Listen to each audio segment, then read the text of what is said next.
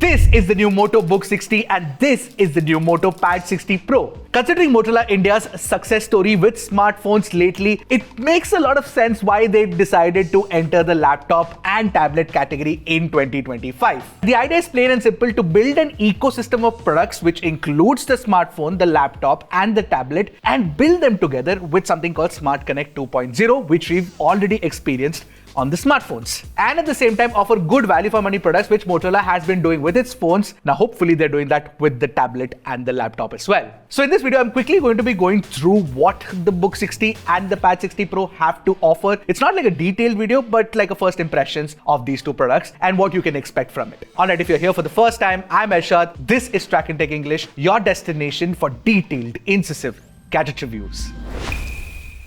Now for this video, I'm going to concentrate and talk more about the Book 60, and I'm going to talk a little less about the Pad 60 Pro, primarily because I feel like this product deserves a video of its own. I think you'll agree. Now what makes the Book 60 interesting is the fact that Motorola has gone for the Intel Core 5 2100H CPU instead of the Core Ultra 5, which is what most people would have expected. And the other thing is that the kind of materials that have been used to construct the device itself is actually what makes it more premium. So it's made entirely of aluminum, so it feels extremely sturdy, and you also do get military standard 810H certification as well. Now, if you ask me, for the price, at least Motorola has used good materials. And the premiumness of the build quality is also evident from the fact that you actually can open the lid with one finger like this without the laptop even, sliding an inch. It's also not very thick. It's about 16.3 millimeters thick, and I like the fact that Motorola has managed to keep the weight under 1.5 kilograms. So it's about 1.39, 1.4 kilograms, which is pretty good. Honestly, for anybody who values portability over everything else in their laptops, this one fits the bill. And interestingly, both the laptop and the tablet actually have the same color option available, which is the Pantone bronze green color. Yes, that Pantone collaboration has also extended from smartphones to laptops and tablets now. And truth be told, I really like this green color, and the texture on the rear is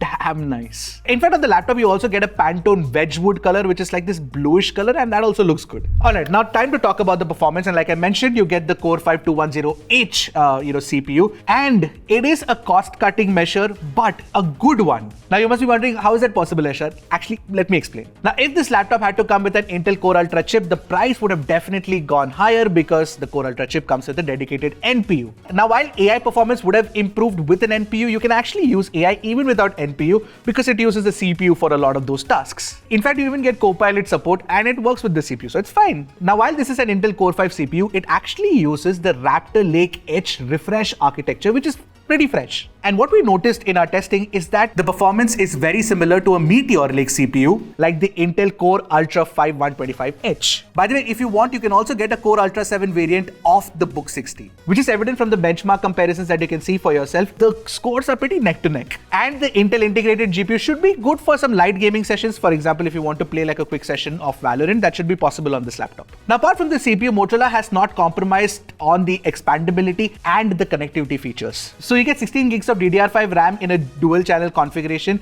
which is clocked at 5600 MHz, and you can remove the sticks and add up to 32 GB RAM, 16 on both slots, which is fantastic. We even get two SSD slots. Both can support up to 1 TB Gen 4 SSD, which means that the PC can go up to 2 TB of storage. Now, the machine that we tested has 512 GB of Gen 4 entry-level SSD, and it has decent read-write speeds. It's not the best, but it's workable. Just like its smartphones, Motorola also doesn't compromise on the latest Wi-Fi and Bluetooth standards. You get support for both Wi-Fi 7 and Bluetooth 5.4, which is fantastic, just like Motorola's display as well. So on the Book 60, what you get is a 14-inch 2.8K OLED display, and this is a 120Hz refresh rate display, no less, which is fantastic. And you also do get 500 nits of peak brightness, and HDR is supported on the display as well. And considering you get 100% of the DCI-P3 color gamut, you get fantastic, rich, vibrant colors. The display is actually one of the best we've tested in this price class, at least. In fact, Motorola is so confident with the display that they've actually shipped the laptop with X-Rite Color Assistant. So basically, you can check the quality of the laptop with this software. I mean, the quality of the laptop display. You also do get a 1080p webcam. You can see that there's a little bit of a bump, and this is where the 1080p webcam sits, and the quality is pretty decent. You also do get support for Windows Hello facial recognition as well. Now, below the display, what we have is actually a fantastic keyboard, and the typing experience is something that we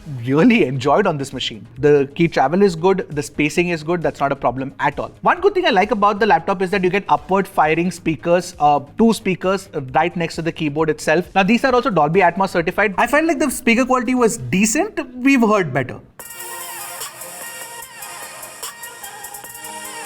Now the trackpad is decently sized, that's not a problem, but it's a plastic trackpad and we've actually seen slightly better quality in this price range as well. But yeah, it works and you get all the Windows gestures too. Now with respect to the port situation, you get every single port, useful port that you can think of. And one interesting thing is that one of the USB-A ports is always on, which means that even if your laptop is switched off or if the lid is down, you can actually charge your phone with this always on USB-A port. Now the Book 60 not only comes with Windows 11 out of the box, but you also get Microsoft Office 2024 as well. If you're a student, you're going to be super happy with that. Now Windows 11 of course works fine, just like how you would expect Windows 11 would, but the laptop experience itself is elevated with the Smart Connect 2.0 ecosystem. Now of course the ecosystem features with Smart Connect 2.0 is something that I definitely want to talk about, but before that, if you haven't hit the subscribe button on this channel after watching our videos, please go ahead, do that. Your support is very important to us. Now let's move on to the Motorola Pad 60 Pro, which I think is great value for money. And it all starts with what you get inside the box. You of course get the tablet itself. You also get a 68-watt GAN charger, a Type-C to Type-C cable, and a friggin' stylus, the Moto Pen Pro stylus. All of this for under 30,000 rupees. Now the Moto Pad 60 Pro is actually a very large tablet. It's got a 12.7-inch display. It's a 3K LTPS panel and it supports 144Hz refresh rate as well.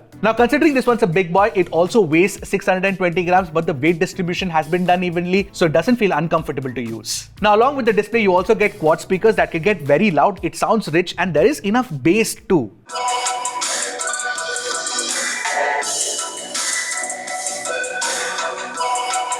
Now powering the tablet is a MediaTek Dimensity 8300 chip and you get two variants, basically 8 128GB and 12 256GB, and this is LPDDR5X RAM type for sure. But with the 128GB variant you get UFS 3.1 storage and with the 256GB variant you get UFS 4 storage. Now 8300 is of course a known beast. We've tested it in multiple different phones before. Anyway, the benchmarks from the tablet itself are there for you to see on your screen right now and it performs exceptionally well, no problem there. In fact, considering this one as a large screen, it is also a lot of fun to play games. Another good thing about the tablet is that you've got a Type-C 3.2 Gen 1 port at the bottom. Now, most tablets in this price range do give you the Type-C port, but this one comes with display out, which is pretty good. Not only that, you get a 10,200 mAh battery inside. You also get 45-watt charging support. Yes, with that 68-watt GAN charger, you get 45-watt charging support. And that GAN charger, by the way, can also charge your laptop and your smartphones as well. And of course, you also do get an 8-megapixel camera on the front, a 13-megapixel camera on the rear. By the way, I didn't tell you in detail about the stylus. Well, the stylus has 4096 pressure levels. It's got tilt support. It's also got a button inbuilt and palm rejection as well. The only thing is the tablet cannot charge the stylus because it is not connected by pogo pins. Right now, it's connected magnetically. Now, I do want to quickly talk about the software experience as well. What you get is not Hello UI, but ZUI based on Android 14. Now, I know a lot of you guys might have heard of ZUI before. Where have you heard it? Let me know in the comments. The software itself is a clean experience. There's absolutely no bloatware installed. And most importantly, you also get important features like the split screen option and of course a dock that is permanent. And Motorola is promising 2+4 years of software updates, which is good. What I liked about the software experience is that it feels fast and fluid because the animations seem really smooth. By the way, you also do get support for PC mode, but more importantly, you get support for Smart Connect 2.0, which has a bunch of cool features which we definitely need to talk about right now. Now, let me show you some of the coolest features with Smart Connect 2.0 that we experienced. So if you get universal clipboard sharing, basically you can easily copy and paste across the PC and tablet with a smart clipboard. You have to set it up first with the help of Smart Connect. Once that is done, you'll be good to go. You also do get cross control. So basically you can connect your PC and tablet using a single keyboard and mouse. So you can use that single keyboard and mouse to move between these devices itself. There's almost no latency that we noticed as well, but you need a very fast Wi-Fi connection. So keep that in mind. But of the Smart Connect 2.0 features, I feel like file transfer is the most useful one. Now, Stanish was trying it out and it literally opens a file explorer with the destination folder as the root folder of the other machine. You get access to all the files of the other machine and it works like a charm. Now, Share Hub is another feature which basically lets you drag and drop files onto the sidebar and the other machine can simply download it. In fact, when we tried it out, the transfer speeds were also pretty decent. Then we have notification sync. Basically, it can sync notifications between devices, which includes your laptop, tablet, and even your smartphone.